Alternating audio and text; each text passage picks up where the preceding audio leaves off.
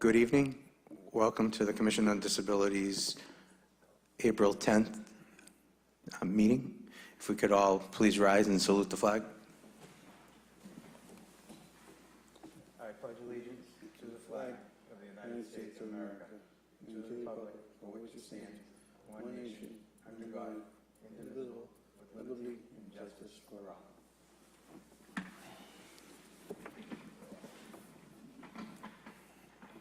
At this time, I just do like a roll call of the members. Rick Frenny. Here. Robert Bent. Here. Michelle DeBellis. Here. Enza Goodwin. Here. David Haskey.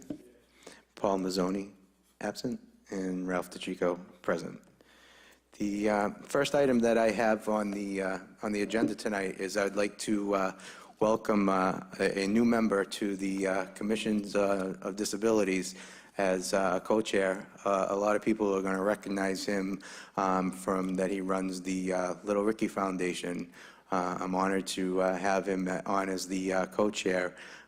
It's Rick Frenny, and I'm going to announce him as the All-American. Is that what they said at the council meeting? They said for you. So I'd like to welcome you, and if you would like to say a few words, Well, I appreciate it. I don't want to correct you on the first meeting, but it was Great American. They said that was Tony Zambuto.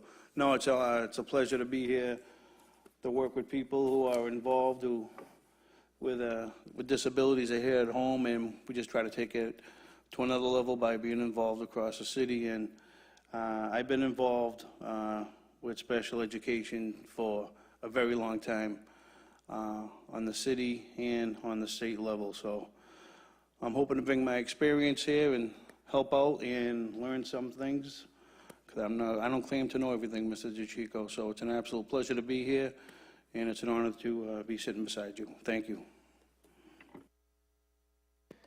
Thank you. The second item that we have on the agenda, most of the items on this month's agenda are a carryover from the March meeting that we had to cancel due to the unforeseen circumstances with the weather that we had last month. So this one was a carryover, and one of our commission members, Enza Goodwin, she saw it on TV, was a sheriff's department that had created a special sticker decal to place on homes where residents with special needs who may not be able to respond to verbal commands. So what I had done at that time is I had gone online to find it, and it looked very interesting. So I was thinking about this idea and wanted to see if we could tweak it a little bit and create a sticker decal to place on homes that have residents that have any form of a person with a disability. It would be similar to the decals that they used to use, or still may be in place on windows that have children in them in case of an emergency. And what I had stated at the time, I was also going to mention this at my next meeting of the Metro Boston Homeland Security, which is the MBHSR group, because this could assist with the CTN residents that we are in the process of trying to have a plan in case of an evacuation, so that we would have this on the doors. And we, unfortunately, we don't have the funds in our budget to do something like this. I know there was some talk about possibly charging for it, but I don't think it would be something that we would want to charge for. So I've had some preliminary discussions with Chief Bright from the fire department, and he's willing to look into seeing if we have any funds available through there to possibly do something with this to implement it. And my thoughts on this is that we'll bring this on to a monthly meeting, departmental meeting that I have with the mayor also. What I'm looking to possibly do, if we can implement this, is it'd be a twofold, as I said in our notes, is not only will we be implementing these stickers to residents who have family members or themselves have disabilities, but we could also create a database for first responders, so that they know where they would be at, so that if a 911 call does come in, we know what types of disabilities people at that residence do have, and we could keep that updated. And what we would have to do is Also, when they come to pick up the sticker, they would have to fill out a form so we know who they are, where they live, so we know where those stickers are. And also in the event that they move or relocate, that we would have to be notified so that we could get that sticker removed and have them taken out of the database so that we can keep accurate records. So I just wanted to get some thoughts and ideas on that from other members here, and I thank Enza for bringing that to my attention. And I wanted to, discuss on possibly adding some more to that idea. It's very good, and I believe I had sent that to everyone when she had told me. I went on and found it. So anybody wishing to speak on that? Thank you, Ralph. So when I saw it on the news, I guess this had taken place out in Johnson County, Kansas, of all places, but it was on our local news. What I liked about it was that their decal did state special needs person who may not respond to verbal cues. And that, for me, caught my attention because I thought of my own son, and I thought, if somebody did come over, he might not appropriately respond to what is being asked, and that is kind of a big deal for us, and I'm sure for many people who have children with special needs, particularly autism. I did try to look them up online, and if you wanted to buy individual ones, they do cost upwards of $5 each, so it would definitely be a pretty big cost unless we could get them bulk made. In my thoughts on that is we could tailor it with the city seal. That's why I'm thinking of going to Chief Bright. I had preliminary conversations with him and doing something as a city process, because I think it would greatly benefit not only the residents, but it would the first responders. Anyone else? I think it's a great idea. I mean, me personally being taken out by EMS and fire all the, on a couple of month basis, I know how it is, how hard their job is, and like Enda just said, they come in quick. So if they're giving you a command, you may not understand it if you have a certain disability or whatever. So I think it's a great idea. Anyone else like to speak on it? Yeah, as a matter of fact, after I saw Enza's correspondence, I did, a friend of mine did forward a thing that she found on Facebook. And it was the same thing as first responders coming to schools when you have all these, shelter in place. And it's first responders coming to schools, and particularly in special needs classes, kids with autism and things, they respond very differently to commands. A lot of times they can seem, when they seem frightened, they do things like put their hands in pockets and things like that can seem really, they don't respond well to commands and things like that. I was going to see if I could forward that to all you folks, see what you think, because I think that we may want to include that to the police and fire, so when they respond to schools, should they have to, we may want to include that as part of the educational part of this as well. So I did want to see if anyone would be interested in me sharing that with you, and then maybe we could consider incorporating that as part of this program as well. Anyone else have any? So I have one right now on my car, actually, and it's similar, same thing. And it just will alert first responders, if God forbid I'm in an accident with my son with special needs, that they know when he has special needs, he might not answer, he might not speak. He is verbal, but, he is not good at communicating well, certain circumstances. And the other part of that is a lot of them wander. So God forbid something happened at a house, they're running in, first responders, right? They don't understand, if they don't get a warning, those kids could just take off in certain situations because they don't know. And I know my son has no fear. So if something happened at the house and there's something out of whack or something that's going to cause sensory overload, he could bolt. So I think it's really important because they don't know that coming in. They're taking care of whatever's going on in that moment. Okay. Thanks, Ralph. This is such a need for this, and it's such a common sense approach. It's surprising we haven't had this in years ago. And thank goodness for Enza seeing this on TV. I can't imagine the cost will be overwhelming if it's $5 a sticker and we get them mass produced. I think this is something we can do, either with the support of the city, the schools, or private donations. But this is something we can definitely jump on sooner than later, I think. And I think it would be, first and foremost, it's about safety. We can't do anything for these kids unless they're safe, and this is paramount. So this is a great idea, and thanks for bringing this up. And thank you, Mr. Chairman. Okay. What I will do is I will continue the conversations with Chief Bright to see if he can find some funds, and then we'll take it from there and trying to see on implementing some type of a program to move ahead on this and see where we can go from it, because it's going to benefit not only the families, but like I said, the first responders.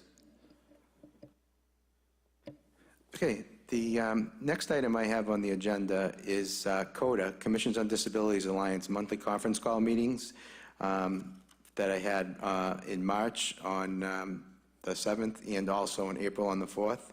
What I also did for everyone is I pass out a sheet to explain about CODA, what it basically is.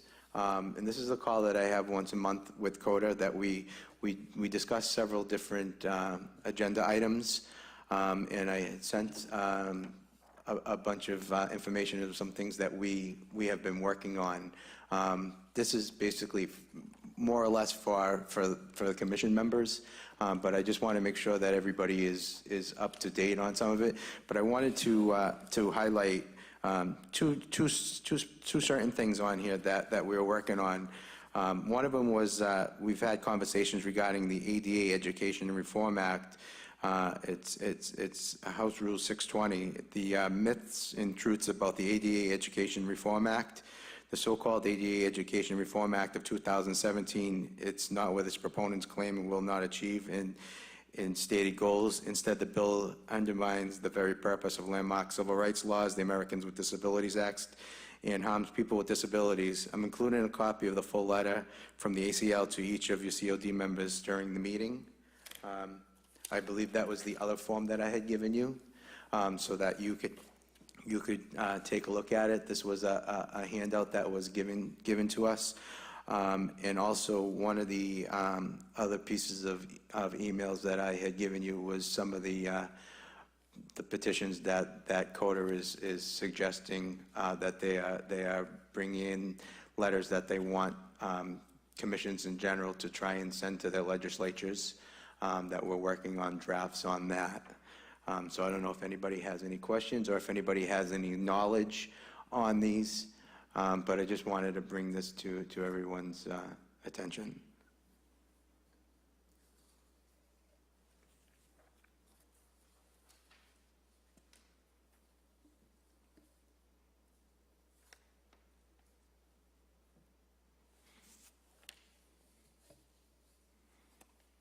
And from what I've gathered from our talks and discussions, it's almost as if that they're trying to say that this Education Reform Act is going to basically benefit the disabled community for the children, but the ACLU and other organizations are spelling out that it's going to have the reverse effects.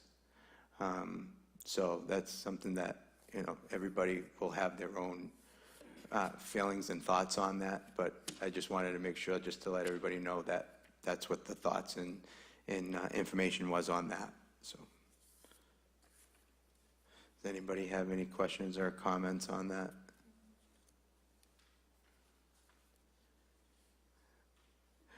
The other pending item that CODA is in favor of is that we're discussing legislative items, strong support for the alternative housing voucher program, which was Massachusetts State Budget line item 7004-9030, and they're asking for support its funding to increase to $7.7 million in fiscal year 19 budget from current level of $5 million. There's some language in it saying that they are increasing it, but there is what they're increasing it and what they're actually increasing it are two different things. Because it's, I don't know if it would be, if it's correct by saying if it's taking one from one area and putting it in another. So that quota, we're working on some of that, and I believe that may be one of the letters that I have emailed to all of you that we're in the process of trying to draft up. Because at one of the meetings in the discussions that we've been having, they wanted us to try and go back as commissions and try and draw up our individual letters. And what I had made is a suggestion that what we should do as an alliance is try and come up with a blanket template for any time that the Commission on Disabilities are asked to formally come together on certain issues, that we would all have the same type of letter from our commissions.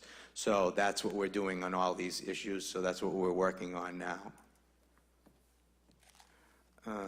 One other issue is Senate Bill number 1379 and House Bill 249 relative to the Architectural Access Board. Would align our state access regulations with the federal architectural regulations for the American with Disabilities Act. It is imperative to ensure access to employment, housing, and equal civil and human rights of all people with disabilities across the Commonwealth. As you probably can assume and guess, that certain areas of the state are more proactive and more law-abiding to certain laws, whereas some places are lenient and don't append the law. So that's what we're trying to do with this, is to make sure that it's across the state, that it's uniformed, and that it's followed in every city, town, and community, that everybody follows the regulations, and that it's not brought up to a certain jurisdiction to not upend the law. Because, you know, we do have the disability community that visits one city or town and another, and if disability laws are not followed, it can affect the well-being of the disabled community. So I'm not sure if anybody has any questions or any comments on that.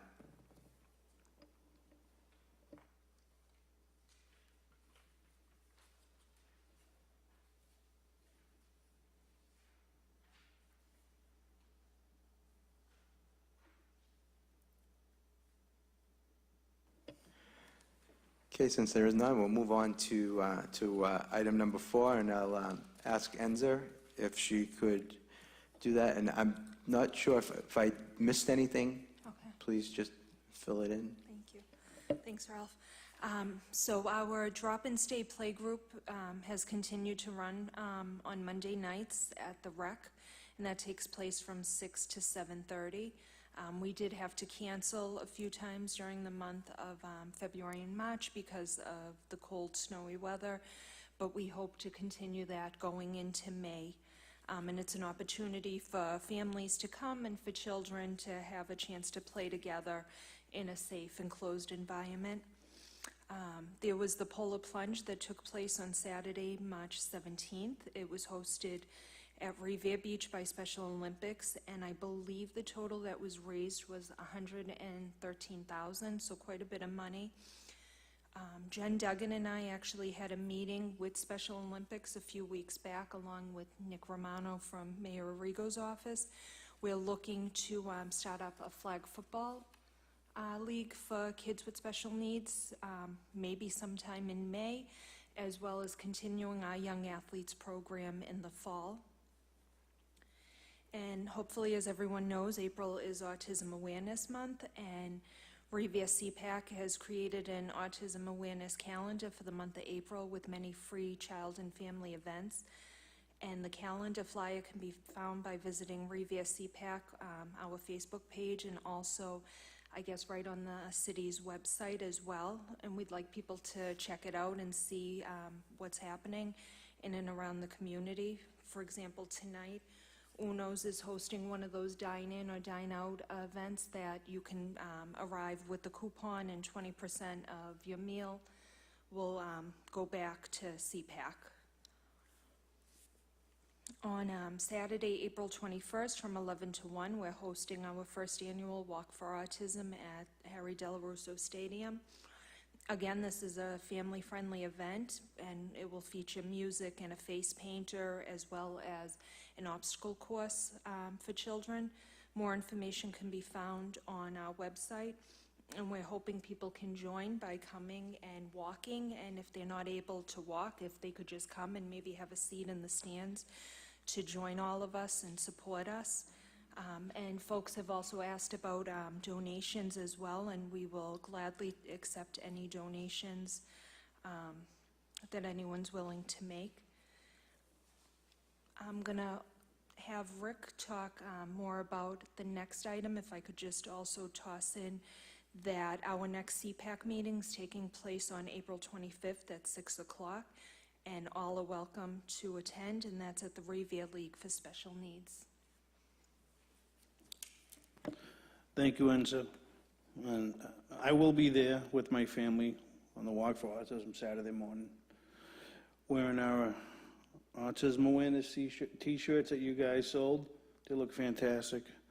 Saturday, April 21st, also that evening, I will be hosting the 10th annual Little Ricky Foundation for Autism at Breakaway in Danvers, which is right next to Putnam Pantry up on Route 1.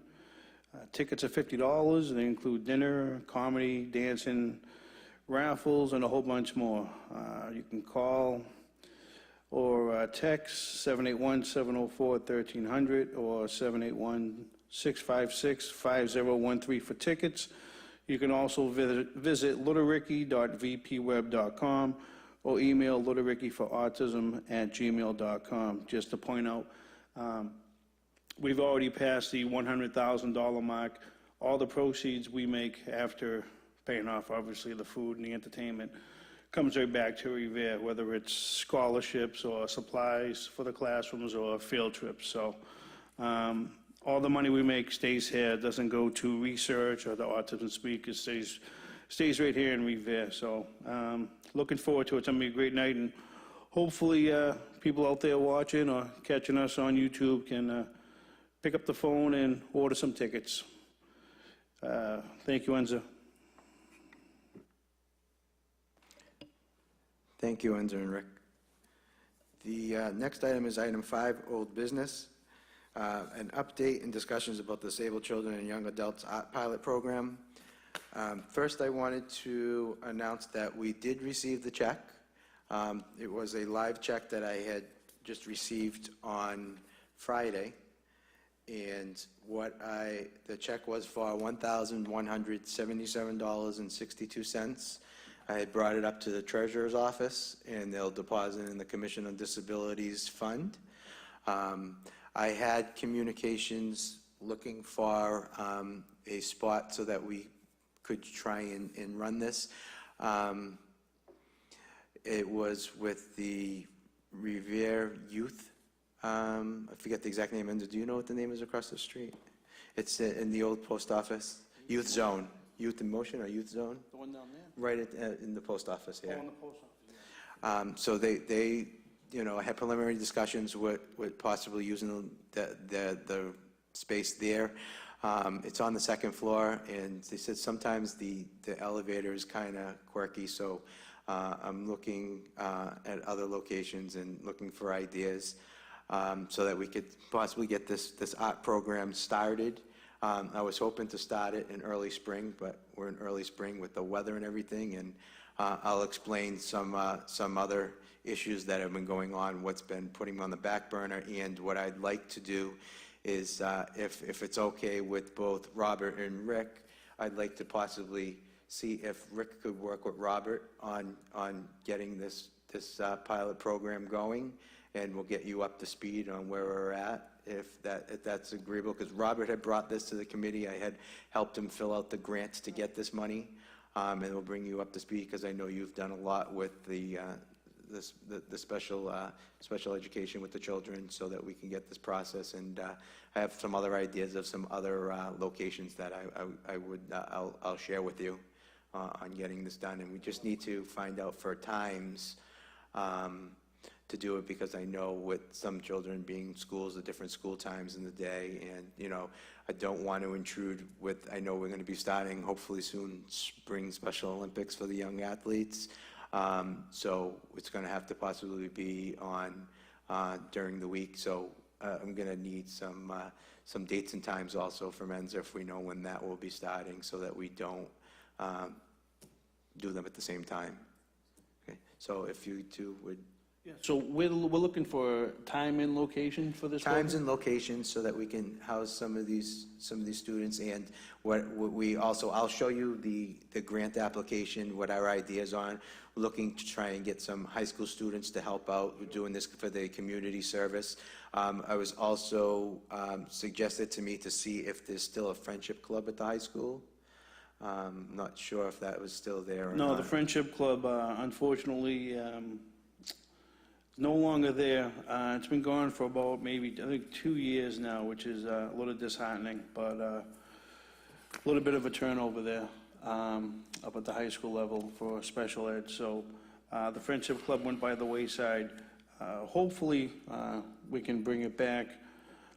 But at the same token, there are young adults up there that are like big brothers to those up there with special needs. So I think we can get some sort of Big Brother program to help us with the Art Pilot program. I think we'll be okay.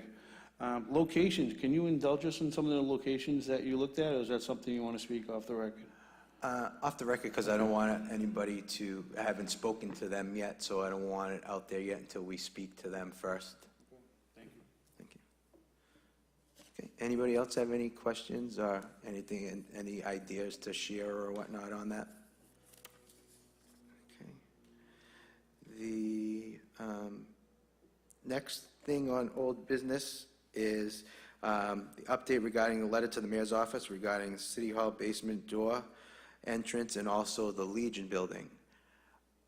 Before the meeting this evening, I got off the phone with Nick Romano, who's the special assistant to Mayor Arrigo, and I got a verbal commitment that we have approval to move ahead to get the electronic door openers for both the basement door at City Hall and the door at the ISD building across at the Legion in the back. So I will get that in writing, to work on getting me that letter, and we'll see on how we have to go through the paperwork and the departments to get the procurement and what departments to get that done. But we do have the mayor's approval to go ahead and move to get the automatic door openers, and to make sure that the landing in front of the City Hall door is of the correct level and whatnot, because I know there's some possible divot down there or whatnot to help for the elderly and the disabled to coming into the basement door down there. So that was good news. So it's not, I don't have it in writing, but I got the verbal, so they wanted to let me know before the meeting tonight. So that was great news. So if anybody had any questions on that. Yeah, Robert? I would just personally like to thank you for your hard work on that. I'd like to thank the commission for their hard work on that and accepting that. And I also would like to thank the mayor's office for that, for going forward with it and thanking their hard work on it. Thank you. Anyone else? Okay. Next item I have is the update on the Metro Boston Homeland Security Region Working Group meetings that we have been meeting. We have a scheduled meeting that's going to be coming up in a few weeks. This is for the CTN Critical Needs Transportation residents in Revere, in case of an evacuation that's mandated by the federal government, that I've been working on with Captain Tedesco of the fire department. We have sent out preliminary surveys to different agencies that would be able to help with if an evacuation was to come into place, on agencies that could help with the transportation of these residents. So that has been sent out, and we are going to be in the process of having more meetings with the company that had won the award from the state. So that's another ongoing process that we are we are in. So we hopefully should be having a meeting. It's either the end of this month or the beginning of next month. This is supposed to be done, everything is supposed to be done with a whole new evacuation plan by mid to late June. So hopefully when that's done, I will be able to update everybody else on that when that's done. Next item I have is late items. I have a couple of late items. One of the late items that I wanted to update on is I had sent I'm not sure if anyone had seen the council meeting on 2 weeks ago. There was transfer of some funds from different departments for different capital improvements. One of them was a line item 011828-58000 for $50,000 for the Legion Building front stairs. I had sent a letter to the mayor, to Frank Stringy of the Community Development, to Nick Romano, the mayor's aide, and I believe DPW, I couldn't find the email, asking if there could be a slight change in that. Not only did I want them to possibly do the stairs, I wanted them to include a handicap permanent ramp. I got a verbal approval of that tonight from the mayor's office. So that is now going to be incorporated into the front entrance rework of the Legion Hall. So I just wanted that to be known tonight. So the mayor's office has approved that to be worked into that funding for the front entrance of Legion Hall. I know that has been a long time coming, and thank you to the mayor and his administration for looking at my recommendation and approving that. So I'll be working with them to see the next steps on getting the paperwork done and getting that done for that. So if anybody has any questions or comments on that, but I know it's a great need. That ramp that was there was only supposed to be temporary, maybe 25 years ago, just for election time. And as you can see, I think it's being held by bubble gum and Band-Aids and whatever else. So when that's done, it'll be a added benefit to everyone. So thank you, Mayor Rigo. Let's see. I have two more late items. One is going to be a little bit of little length, but it won't be too lengthy. I'm not sure if anyone knows of the situation with the Carabetta buildings down by the beach on Ocean Ave. As of, I believe it was February 14th, there's been a lot of issues with those buildings, but as of February 14th, the state elevator inspector had gone in there and shut all the elevators down for not being safe. They weren't safe and all other kinds of violations. So I had been asked to come on board as a liaison to the residents for the city of Revere to try and help all the residents that are in there, not only disabled or elderly, to try and basically be the liaison between them and management to try and facilitate getting them out of the buildings and put up into hotels at management's cost. So I've been diligently working on that night and day since roughly around February 17th. So that's one reason why I had to put on the back burner the pilot program with the arts for the disabled children. Not that it was any less of importance, but I had to take that on, that responsibility on, doing that, emails left and right, phone calls, and trying to make sure that I could get them facilitated. And it started quieting down a little bit. One of the elevators had just come back on in one of the buildings last week. The good news is that They have agreed there's going to be all new elevators put in all the buildings at this time next year. So that will be getting done. But in the meantime, still, 2 of the buildings still do not have elevators. So there are people that are staying in hotels. Management is paying for that, so I'm just making sure to stay on top of that, the communication emails between the residents and the management is being answered and taken care of. So I've been handling that.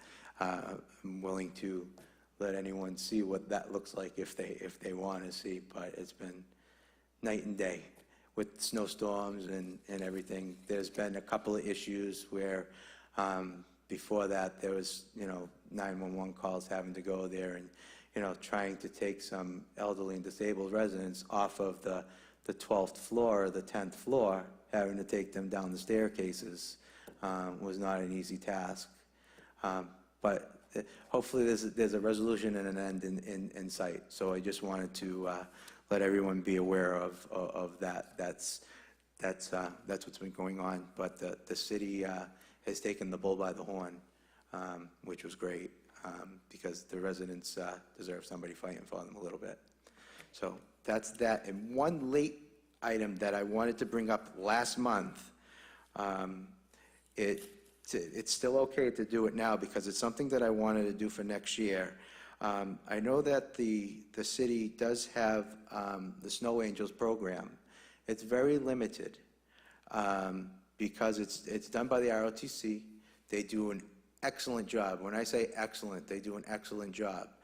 The thing that I am aware of and know of, and I'm sure that all of you know of, there are a lot of disabled and elderly residents in the city that are willing to pay to have the snow removed.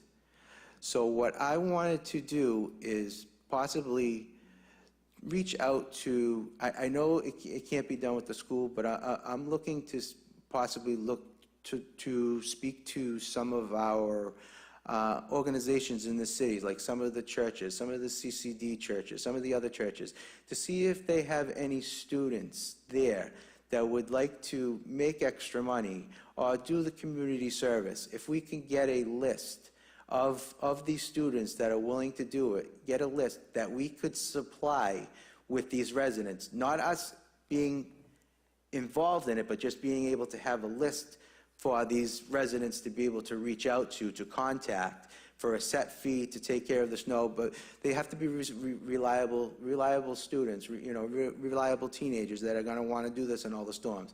Because I know, a lot of the residents, they're willing to pay. There's just no one there to do it. So if we could try and get a list, and I'm sure everybody will know, their church organizations, who we could talk to there to find some of these teenagers that are willing to work during these snow emergencies. And we have a list, and if we can have this in place before the early fall of next year, so that they can even contact us, or we could put it on our website or whatnot, so that they can contact these students and hire them for the winter time to do the snow removal. So I wanted to see if anybody's thoughts and ideas on that, if that's something that we can take on as a board to try and put together for them, and any other ideas on that.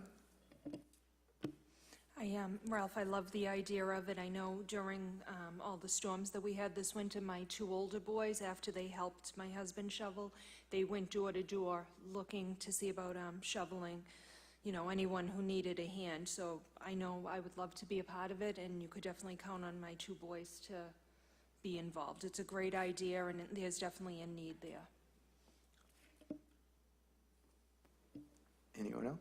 Is what we're trying to do is just put the student with the person that needs the help and let them work out the monetary situation? Yes, exactly. We're not going to establish. No, we're not going to establish. Everyone's getting $50 an hour. No, we're not going to establish anything. We're just going to make up we're going to make like a referral list. Okay. Of students, and what we'll do is we'll do it, we'll get the referral list. When we get the referral list with their name, number, and their address, this way, and the residents, This way, that we don't want somebody, a student that lives on Park Ave, having to go to Point of Pines. We want them to be, if they're in their neighborhood, the residents are in their neighborhood, within a couple of streets, within walking distance to take care of them, is the best idea. We don't want these kids to have to be going far.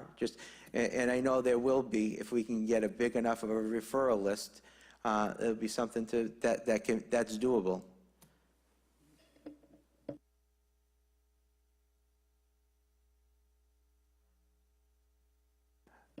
Okay, I know, Rick, you had something that you wanted to talk about, late item? Does anybody else have anything for late items?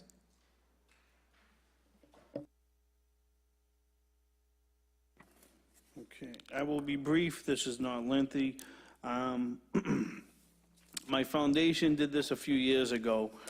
We weren't able to help as many people as we wanted to because requests kept coming in for therapeutic supplies and field trips, and we promised to give out scholarships, so the money goes pretty quick when you're just a small organization like just my wife and I.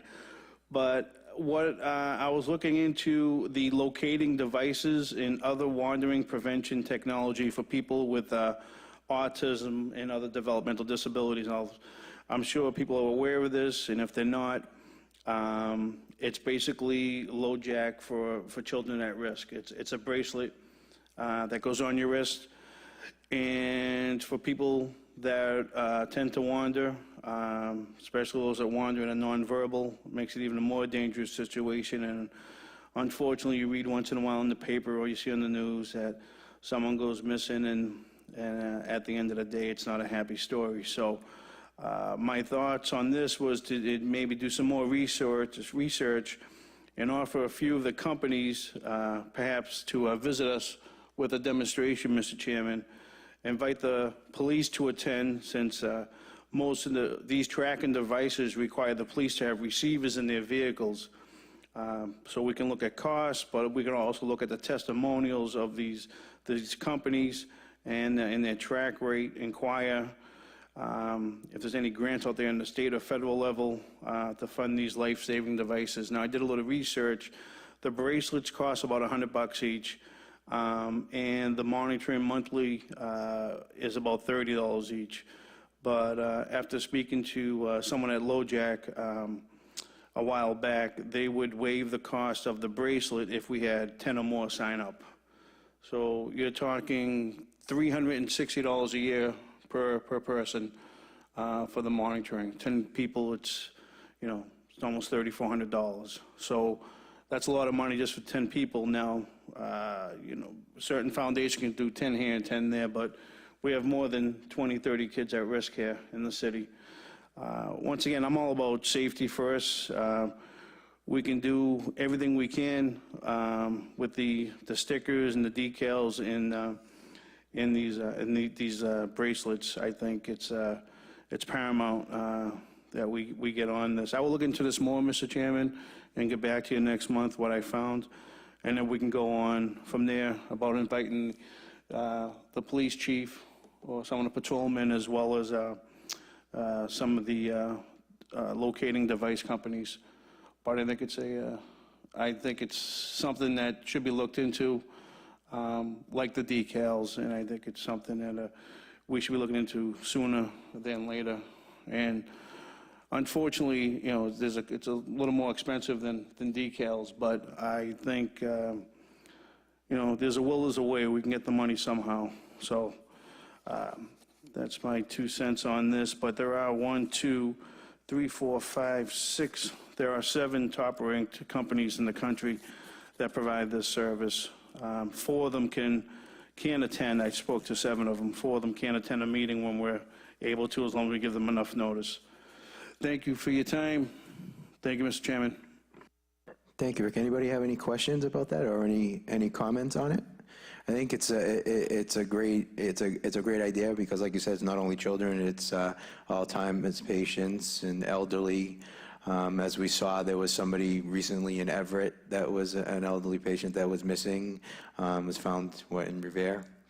But basically, right now, the way that they have to find them is patrolling.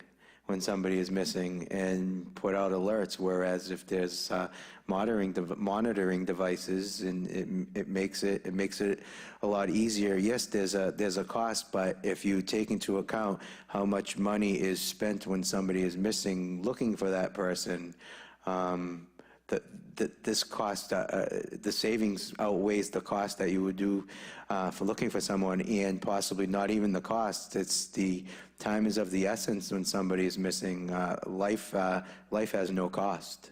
You know, you can't put a dollar amount on somebody's life. Thank you, Mr. Chairman. As well, home alarms are usually $30 to $40 a month for the basic package to protect your home. So for $30 a month, you can protect your child, your grandson, your niece and nephew. So I just think it's a great idea, and that's something we should definitely take up and take to heart and move this thing forward. Thank you. Thank you. Anybody else have any late items? Since there are none and we don't have any residents to speak, I'm just going to move on to item 8, which is reminders that the Commission on Disabilities has office hours every Friday from 8:15 to 12:15 at the Veteran Services Office, which is in the rear of the Legion Building downstairs in the basement. You can call ahead for an appointment, or you can just show up because an appointment is not needed. And if you need to speak to someone from the Disabilities Office, we have the 311 Constituent Services has control of our phone service on the days that we do not have office hours. But if you do need to speak to someone from the Commission on Disabilities, they'll patch you right into to my voicemail, or our voicemail, and someone will get back to you, and it will be before the Friday. Usually I try and get back to someone within the hour after they leave me a voicemail if my schedule allows. If not, if it's not within the hour, it's definitely within the same day. No question or comment is too little or too small, so everyone counts. The other thing that I would like to mention, that if you have any questions or concerns that you would like to be brought up at these meetings, you can either attend this meeting or you could send us an email and we could put it on the agenda. It doesn't have to be in person. Remember that our commission is here to help and assist all the disabled residents and families in Revere. That's what we're here for. Hopefully we can get a little bit more involvement. We need to know what you need so that we can help you. As always, we do have the accessibility, disabled accessibility survey that we have created. You could either pick up a copy of it in the mayor's office, or you can download it from the disability website, or you can pick it up at our office. Even though we're only there on Fridays, there are copies there Monday through Friday that Veteran Services has on hand, so you can easily pick one up and fill it out and drop it off. This way we can see what needs are that people have, and be able to facilitate some of the needs and see what we would need to bring into the city for some services for you. That's what we're here for. We're here for the disabled community. That's what we're all here to do a job for. Young or old, there's no difference. So with that, our next meeting is going to be Tuesday, May 8th at 6 p.m. I'd like to make a motion to adjourn. Do I have a second? Second. Okay, thank you. Good night.